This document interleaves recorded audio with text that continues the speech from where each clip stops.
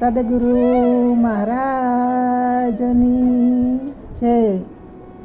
ગુલાબનાથ બાપુની જય. જેના પર પરમાત્માની કૃપાથી સમર્થ પ્રગટ સદગુરુ મળ્યા તેમની કૃપાથી જ ઉપદેશ વર્સ્યો છે.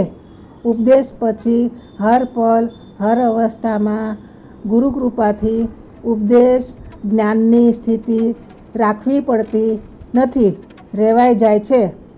ત્યારે પરમાત્મા સિવાય કાંઈ પણ નથી, સંસાર છે જ નહીં. કેમ? અજ્ઞાનતા ભ્રાંતિના કારણે જે પરિવર્તનશીલ હતું, મિથ્યા હતું, તેને સત્ય માની એમાં સુખી દુઃખી, જન્મ મરણ, રાગ દ્વેષ થતા હતા. ગુરુ કૃપાથી સમજણને જેમ છે તેમ પ્રગટી, જે હતી એ જ પ્રગટી. ત્યારે વાણી નહીં પેલી પાર અખંડ સ્વરૂપ જાણ્યું. એ હતું સદગુરુ મળ્યા. ઉપદેશમાં જીવનમાં ધારણ કર્યો. વચનોમાં રહ્યા ત્યારે સમજાણું, ઓહ કેટલી મોટી ભૂલ હતી.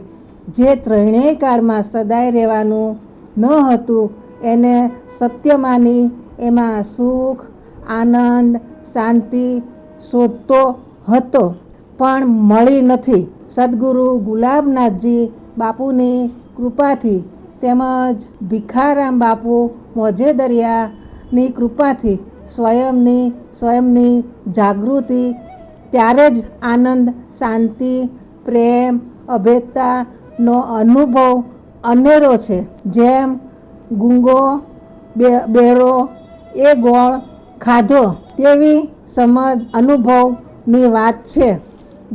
ગુરુ કૃપાની વાત છે. એ સહજ ગુરુ કૃપા જેમણે મળી છે, પ્રાપ્ત થઈ છે, તે સદગુરુનો નિત્ય સત્સંગ વિવેક વૈરાગ્ય સહજ અભ્યાસ અકર્તા ભાવથી કરે છે.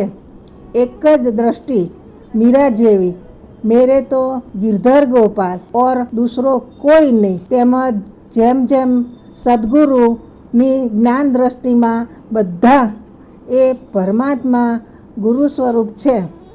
ગમે તેવા હોય તેનો રાગ દ્વેષ નહીં, અહંકાર નહીં, ભેદ નહીં, સંશય નહીં. ત્યારે જ એ ગુરુ દ્રષ્ટિ પ્રગટે. એમાં કોઈ જ શંકા નથી. કેમ? હવે આપણે સદૈવ ગુરુ મહારાજના જ છીએ, તો ચિંતા શેની કરવાની? ગુરુ થઈ ગયા તો મોજે દરિયા, સંસારના થયા તો દુઃખના દરિયા. હવે આપણે ક્યાં રહેવું? એના માટે સ્વતંત્ર છીએ. સમજી લેવું આપણી ફરજ છે.